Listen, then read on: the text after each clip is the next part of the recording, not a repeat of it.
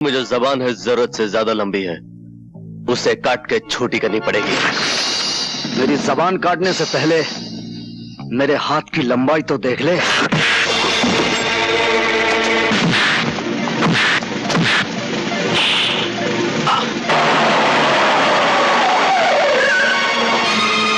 राजेश,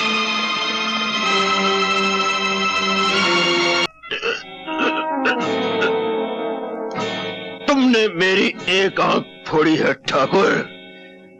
तुम्हें अपनी दोनों आंखों के साथ जान से भी हाथ धोना पड़ेगा। मैं तुम्हें नहीं छोड़ूंगा ठाकुर, मैं तुम्हें नहीं छोड़ूंगा ठाकुर, मैं तुम्हें नहीं छोड़ूंगा।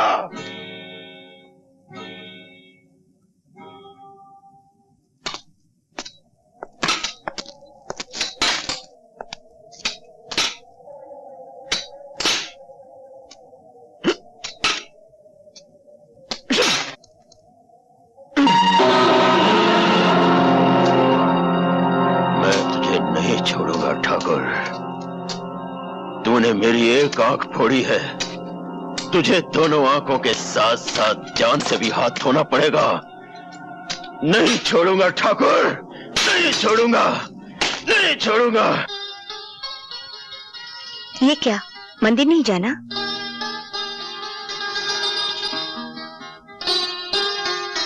ऐसे क्या देख रहे हैं? सावित्री, हमारी शादी को 20 साल हो गए हैं, लेकिन आज के दिन तुम मुझे मंदिर ले जाना कभी नहीं भूलती। जिनकी वजह से मेरा ये सब कुछ है, उनको मैं कैसे भूल सकती हूँ। अब देर ना करें, चलिए। चलो।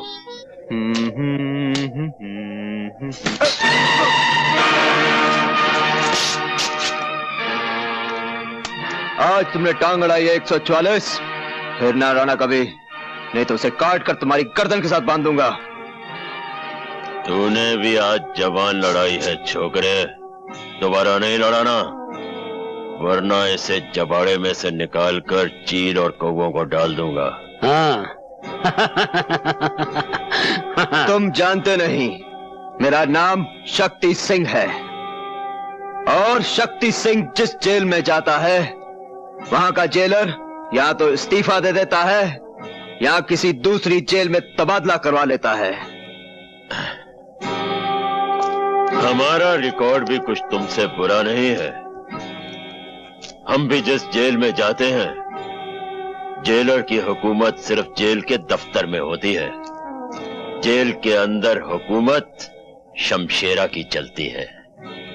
हर कैदी को हदायत है कि जब भी शमशेरा के सामने से गुजरे, पहले झुक के सलाम करे और फिर आगे बढ़े। और हमारे सर को शमशेरा ना ही झुकने की आदत है, ना ही सलाम करने की। तुम में इतनी ताकत है तो इसे झुका के दिखा दे। मैं इसे झुकाकर भी दिखा दूंगा और काट कर भी दिखा दूंगा।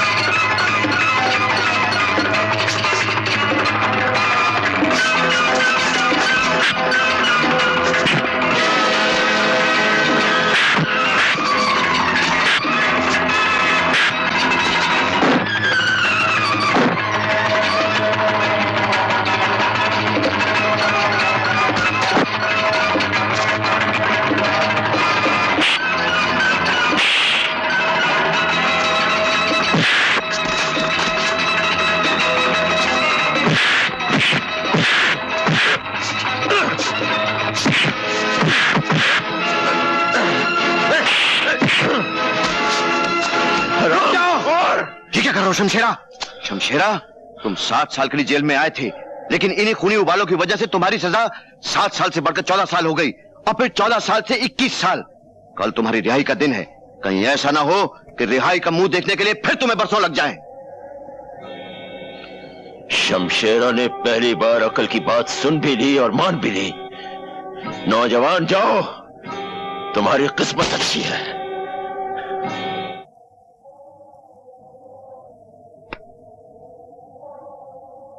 छमिया, मालूम होता है किसी रईस बाप का बेटा है।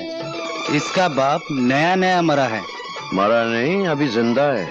जानते हो ये किसका लड़का है? शहर के सबसे बड़े रईस ठाकुर प्रेम सिंह का लड़का है। रुक जाओ।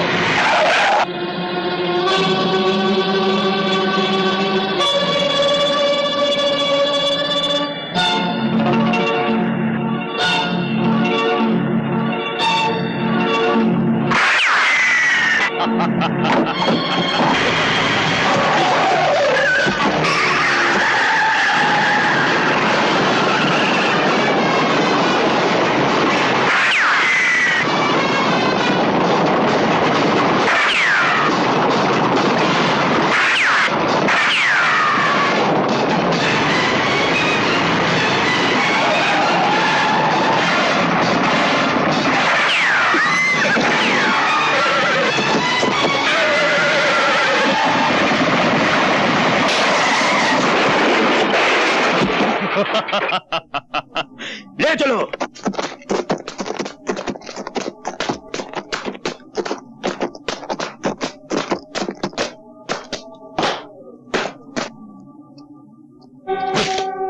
पहचाना मुझे?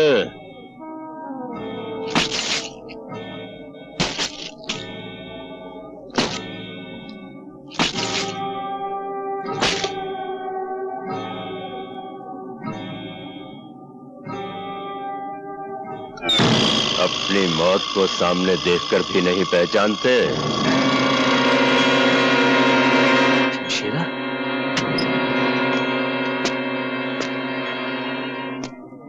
मैंने तुम्हारा दिया हुआ यह जख्म अपने सर आंखों पर रखा है।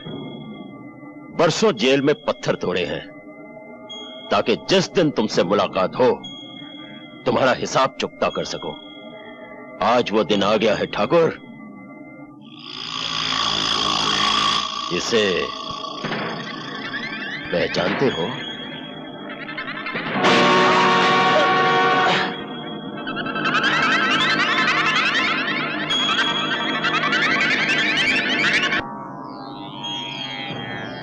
ये खड्डा मैंने तुम्हारे लिए ही खोद कर रखा है।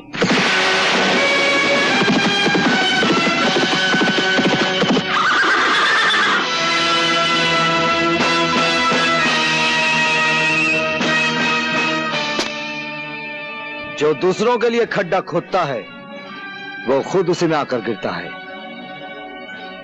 जिन बच्चों के अभी दूध के दांत भी न टूटे हों उन्हें इस तरह उछलकर मर्दों की तरह बात नहीं करनी चाहिए। मर्द तो मैं हूं, वो भी असली, और बेटा भी मर्द का। कहो तो मर्दानगी के 2-4 नमूने पेश करूं? ठहरो।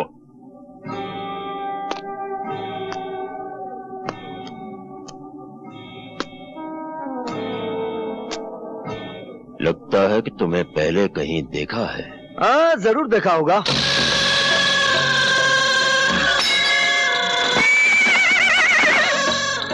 लो, बहादुर भी हाँ कह रहा है। अच्छाई बुराई की मुलाकात तो हर युग में होती है, फिर वही होता है जो हमेशा से होता आया है। बच्चे, हम कोई मामूली बला नहीं। जहां बुराई खत्म होती है हम वहां से शुरू होते हैं। अगर तुमने मां के पेट में ही सुन लिया होता कि हमारा नाम राजा शमशेर सिंह उर्फ शमशेरा है तो शायद तुम पैदा होने से ही इनकार कर देते। फिर तो गया खड्डे में। क्या मतलब? मुलाकात तो होनी ही थी। विधाता के लिखे को कौन मिटा सकता है? रावण था तो राम थे, कंस था तो कृष्ण थे, दुर्योधन था तो धर्मपुत्र थे, राजा है तो रवि है। थोड़ी देर में दुनिया कहेगी कि रवि था और राजा है। हमने बड़े बड़े कर्मवीर देखे, धर्मवीर देखे, परमवीर देखे, शूरवीर देखे, लेकिन शब्दवीर पहली बार देखा। हमने भी बड़े बड़े राजा देखे। गलियों का राजा देखा, सड़कों का राजा देखा, भिखारियों का राजा देखा, लेकिन आज पहली बार कब्रिस्तान का काना राजा देख रहा हूं। देखो मिस्टर कान्या, मारा मारी से पहले एक शर्त है। जो खड्डे में पहली बार गिरेगा वो अपने हाथों से मिट्टी समेट कर अपने आप को दफन कर लेगा। मंजूर? मुझे मंजूर है।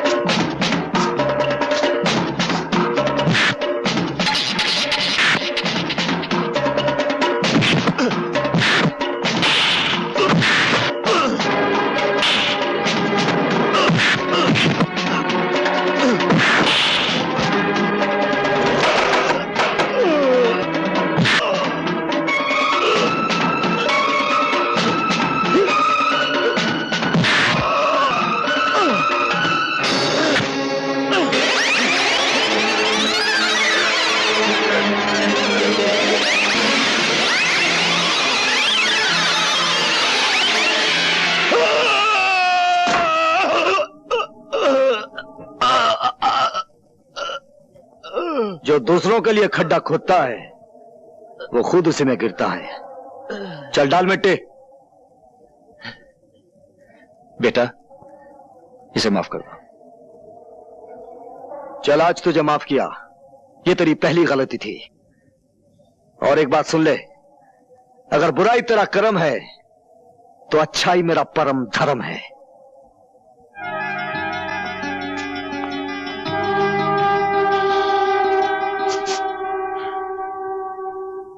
हाय राम, ये क्या हो गया आपको?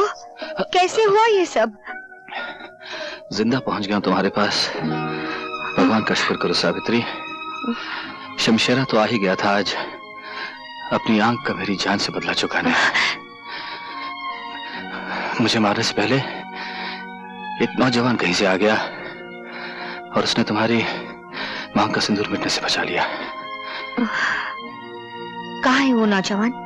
आप उसे साथ नहीं लाए? वही तो यहाँ लेके आया है मुझे। बाहर खड़ा है वो।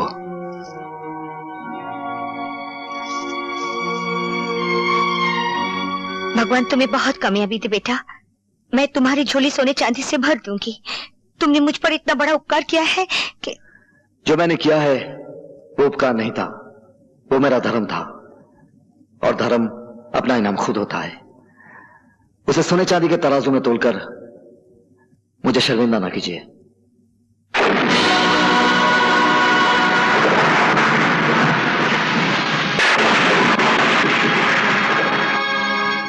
मैं चलता हूं। उनकी देखभाल के लिए किसी डॉक्टर को बुला लीजिए।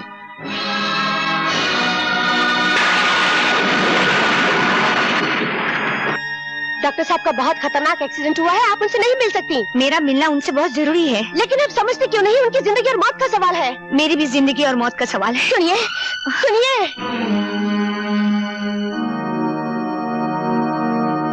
डॉक्टर साहब, मुझे मालूम है इस वक्त आपको परेशान नहीं करना चाहिए, पर मेरे लिए जानना बहुत जरूरी है। रवि क्या आपका बेटा है? तुम्हें कुछ शक है सावित्री? जी हाँ, मुझे पूरा यकीन है रवि आपका बेटा नहीं है। सच क्या है डॉक्टर साहब? बोलिए, सच क्या है? ये सच है सावित्री। रवि तुम्हारा ही बेटा है।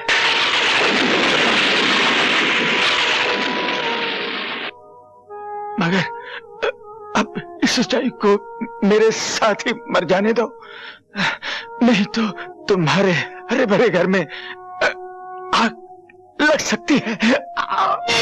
डॉक्टर साहब, डॉक्टर साहब, डॉक्टर साहब।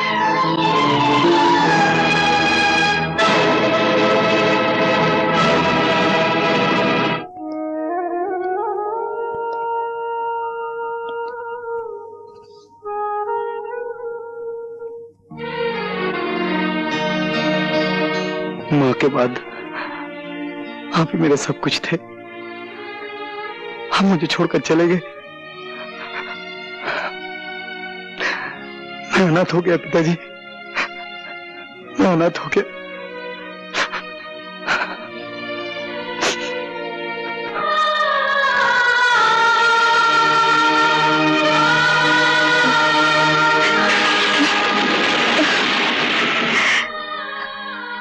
हे भगवान, अब मैं क्या करूं? पति पत्नी के जीवन की इमारत सिर्फ विश्वास की बुनियाद पे खड़ी होती है।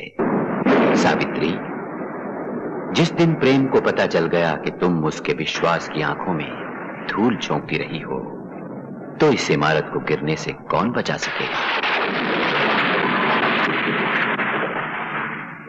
इस इमारत को अब झूठ बचा नहीं सकता। बचा सकता है तो सिर्फ सच ही बचा सकता है। और आज मैं सच बता के रहूंगी।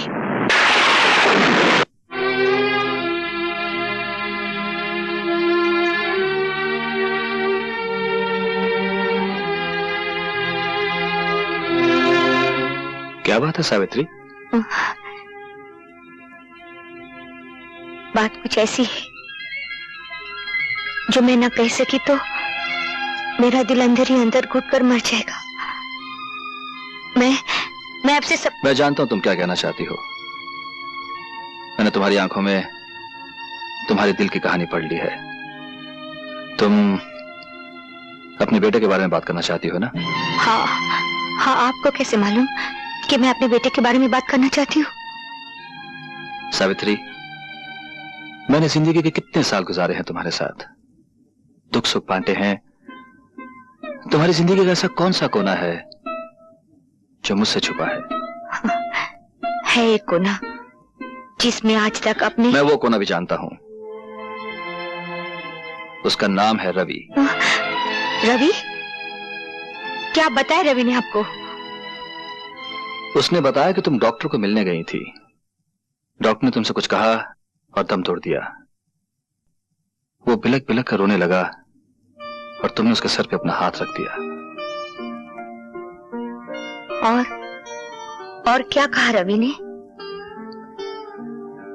उसने कहा जब अपना हाथ तुमने उसके सर पर रखा तो उसे ऐसा लगा जैसे उसकी मां वापस आ गई हो।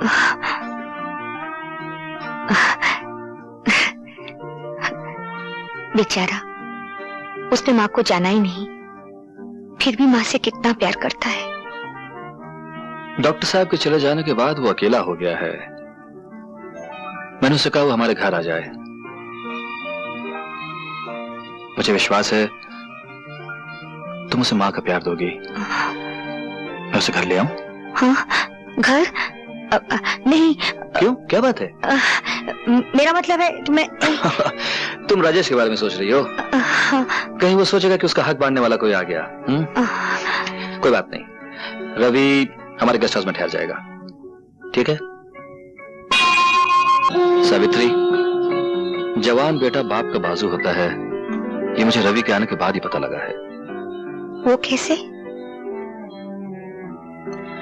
जब से रवि ने हमारा कारोबार संभाला है, हर काम में उसकी समझ, मजदूरों से काम लेने का ढंग, ये सब बताता है कि वो हमारे कारोबार को हमसे बेहतर समझता है। चलो अच्छा हुआ, कोई तो आपका हाथ बटाने वाला मिल गया। मैं तो चाहता था कि तुम्हारा लाडला राजेश एक बार रवि से मिल तो लेता, लेकिन उससे अपनी अयाशी से फुर्सत ही कहाँ है।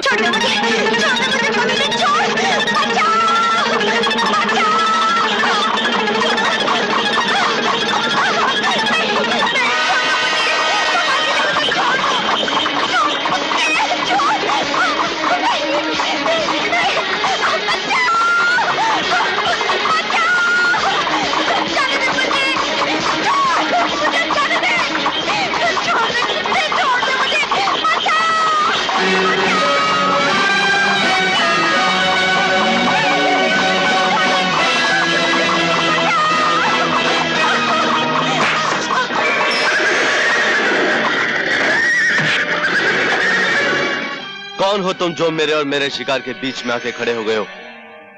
शिकार का इतना ही शौक है तो जंगल में जाओ और किसी शेर का शिकार करो। कमजोर लड़कियों पर हमला करने वाले को शिकारी नहीं कहते।